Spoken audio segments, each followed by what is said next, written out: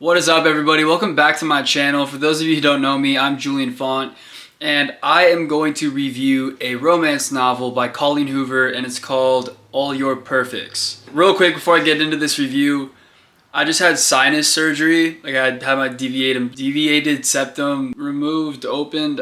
Look, I had sinus surgery last week and I'm still getting over it. So if my nose randomly starts bleeding, don't be alarmed, and I'll try not to be alarmed too. So it's been a while since I've read a Colleen Hoover novel, and I've probably read 5 or 6 of her novels up to this point. So I'm about 4 books deep into the Aquatar series, and I wanted to take a little bit of a break, so I picked up what I thought would be a more lighthearted romance read, and it was not. This was on the heavier side. So I'm going to share my thoughts right now in a spoiler-free way. So if you haven't read the book, you can listen to this part and I'll let you know when I'm going to get into the spoilers. So this book follows Graham and Quinn, a husband and wife, who are navigating a very difficult era of their marriage. And that era primarily pertains to infertility. So right off the bat, if that is something that triggers you in any form or way, this book is very heavy on infertility and the struggles that come with pregnancy and how that struggle impacts marriage as a whole. So if that's a very delicate topic for you, I would probably steer away from this book. But also, if it is a delicate topic, this may be the perfect book for you to read. I genuinely think that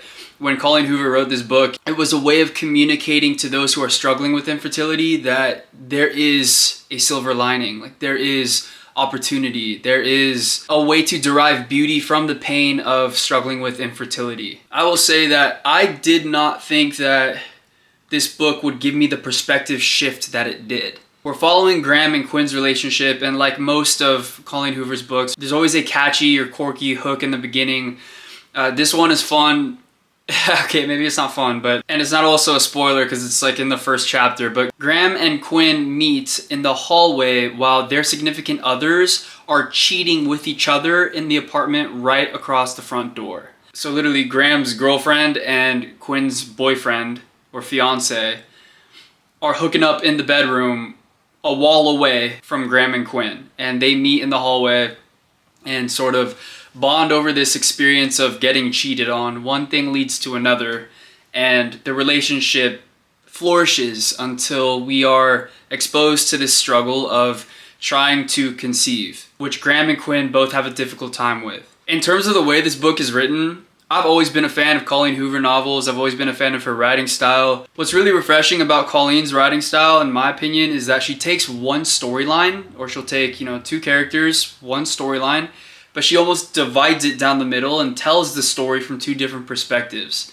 In this case, we stay in Quinn's point of view as she navigates her relationship struggles with Graham, and we're jumping between the present and the past, both from Quinn's perspective. In the present, we're seeing how Quinn is mentally and emotionally and physically affected by her failed attempts at getting pregnant, as well as Graham, her significant other's take on her not being able to get pregnant as well. So present, we got struggle, but when we read the chapters that cover the past, we're seeing this beautiful relationship between Graham and Quinn flourish and how they're getting to this present moment where they are struggling. In terms of pacing, I think the pacing of the novel was great. I wouldn't say there's a lot of action like there usually is in Colleen Hoover novels. I wouldn't say it has the same plot twists as It Ends With Us, nor is it as polarizing as Verity is. But this is just a novel that will give you a perspective on how difficult marriage can actually be and how you can still overcome those difficulties. I posted this book on my story on Instagram, and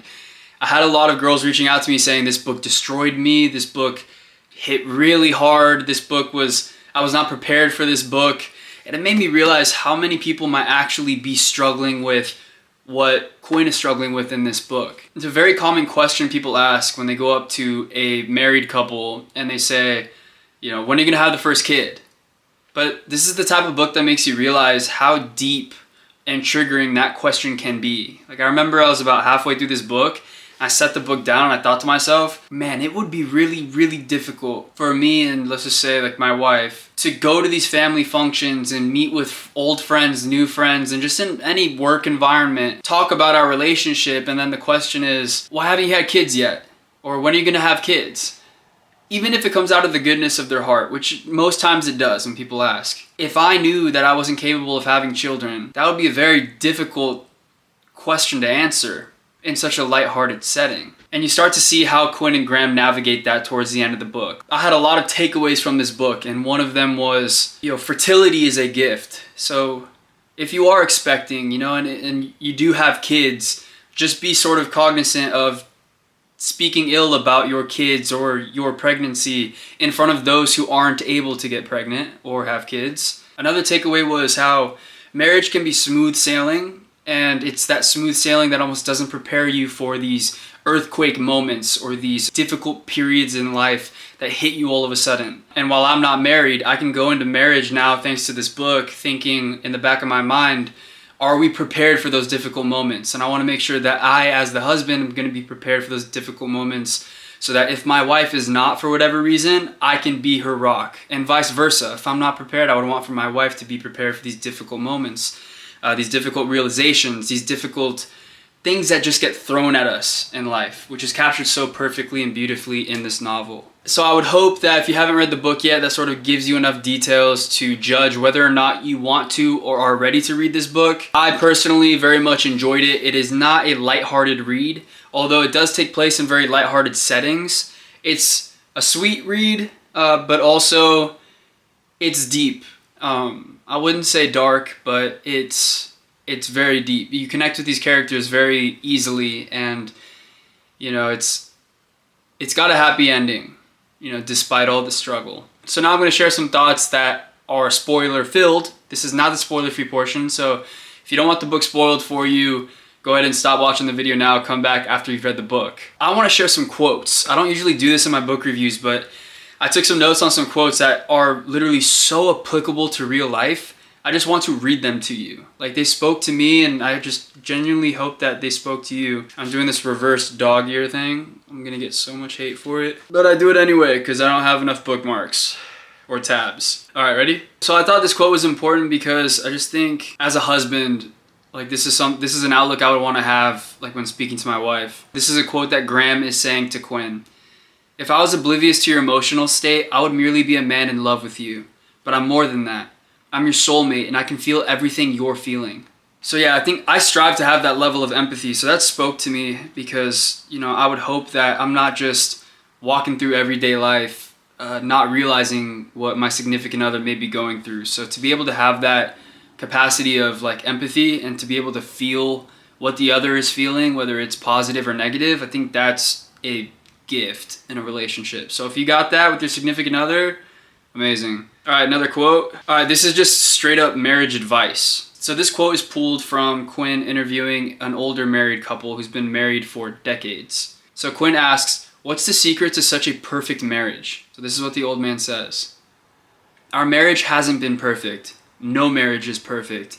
There were times when she gave up on us. There were even more times when I gave up on us. The secret to our longevity is that we never gave up at the same time. That's so important to understand. It's like maybe your significant other messed up. Maybe your significant other just dropped the ball. You almost have a responsibility to be there for them and help them pick that back up, help them pick themselves back up. Because when you drop the ball, because we are human at the end of the day, I would hope that your significant other is going to be there to pick you up when you fall short. And the most important thing is that you don't give up at the same time, because that usually results in the failed marriage. I believe that's sort of the meat of the quote. Let's see what else I saved. So I thought this quote was a great way of portraying how someone can articulate their feelings to a significant other who has checked out, like is no longer invested in the marriage. In this situation, Graham feels like Quinn checked out of the marriage because of the failed attempts at conceiving a child. And so he says this, I miss you, Quinn, so much. You're right here, but you aren't. I don't know where you went or when you left, but I have no idea how to bring you back. I'm so alone. We live together, we eat together, we sleep together, but I've never felt more alone in my entire life. This really opened my eyes because you can have the perfect marriage on Instagram. You can have the perfect marriage according to your friends, but behind closed doors, like, what is it really? It seems like love between two people is so simple, but also so complex. Simple in the sense that it only takes two, but complex in the sense that it takes more than just yourself, and sometimes you're the one cooperating but the other one isn't. And that's not to say that what they're feeling isn't justified, but I think what that says is it's so important that Graham is communicating to Quinn the way that he is. And then this is just Colleen Hoover being fantastic. Towards the end of the book, we get Graham's perspective throughout the marriage through letters that he wrote for Quinn that he keeps in a box that they're supposed to open either when they're at the brink of divorce or 25 years into the marriage. They end up at the brink of divorce, so he writes her these letters, and this is just an amazing quote that I'm just going to read to you, and I hope your significant other feels this way about you. He writes to her while they're at their lowest. "We haven't lost yet, Quinn. And no matter what has happened since we closed this box or what will happen after we open it, I promise to love you through it all. I promise to love you more when you're hurting than when you're happy. I promise to love you more when we're poor than when we're swimming in riches. I promise to love you more when you're crying than when you're laughing. I promise to love you more when you're sick than when you're healthy. I promise to love you more when you hate me than when you love me. I promise to love you more as a childless woman than I would love you as a mother. And I promise, I swear, that if you choose to end things between us, I will love you more as you're walking out the door than on the day you walk down the aisle."